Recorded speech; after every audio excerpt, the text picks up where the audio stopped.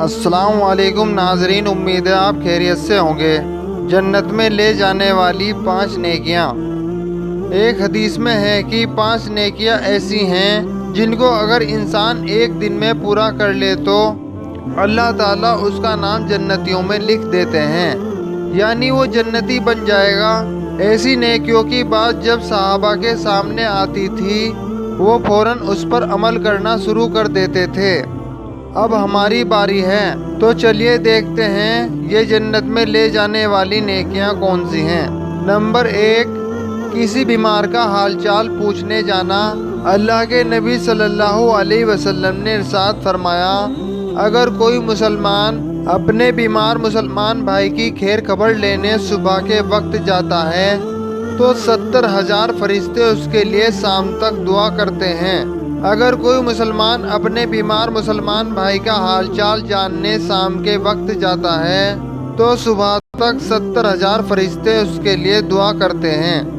बीमार चाहे मालदार हो या गरीब, बड़े दर्जे का हो या छोटे दर्जे का, हर किसी की इयादत करना सिर्फ दीन और अल्लाह के खातिर बहुत बड़े सवाब का काम है, लेकिन हम अक्सर इस सवाब से महरूम रह जाते हैं।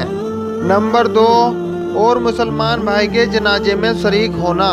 बुखारी शरीफ में अल्लाह के नबी सल्लल्लाहु अलैहि वसल्लम का इरशाद है, अगर कोई मुसलमान अपने मुसलमान भाई के वफात के बाद उसके जनाजे के लिए जाता है और उसके साथ जाता है यहाँ तक कि उसकी नमाज जनाजा अदा कर ली जाती है और उसको दफन भी कर दिया जाता है, तो वो 2 किरात का सवाब लेकर लौटता है और हर किरात उहद पहाड़ के बराबर।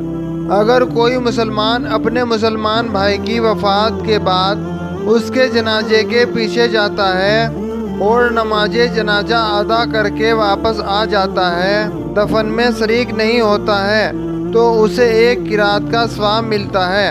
नंबर 3, रोज़ा रखना। रोज़ा तो इतनी अहम चीज़ है कि अल्लाह ने उसके लिए 1 महीने तक खास कर दिया कि इस महीने में तमाम मुसलमान पर रोज़ा फ़र्ज है। इस महीने में रोज़ा फ़र्ज और ज़रूरी है, दूसरे महीनों में ज़रूरी तो नहीं होता, लेकिन अगर हम इसको रखते हैं न सिर्फ जिस्मानी बल्कि रूहानी तौर पर हमें मजबूत बनाता है। नंबर 4, जुमे की नमाज अदा करना। नबी करीम सल्लल्लाहु अलैहि वसल्लम ने फरमाया, अगर जुमे से दूसरे जुमे के दरमियान जो भी गुनाह होते हैं वो जुमे की वजह से माफ़ कर दिए जाते हैं। नंबर 5, गुलाम को आज़ाद करना।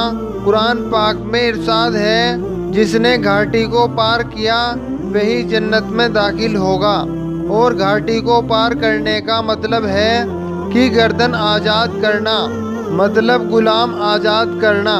मेरे ख्याल में इन नेकियों के लिए जुमे का दिन सबसे अच्छा है, क्योंकि ये एक मुबारक दिन है और इस दिन अल्लाह की ख़ास रहमत सभी मुसलमानों के साथ होती है, तो ऐसे मौके ना गंवाएं। तो चलिए हम सब अपनी आखिरत को बेहतर बनाने के लिए नेकियों का बैलेंस अल्लाह के अकाउंट में जमा करा देते हैं। अल्लाह ताला हमें अमल करने की तौफीक अता फरमाएं, आमीन। वीडियो अच्छी हो तो लाइक, शेयर और सब्सक्राइब करना ना भूलें।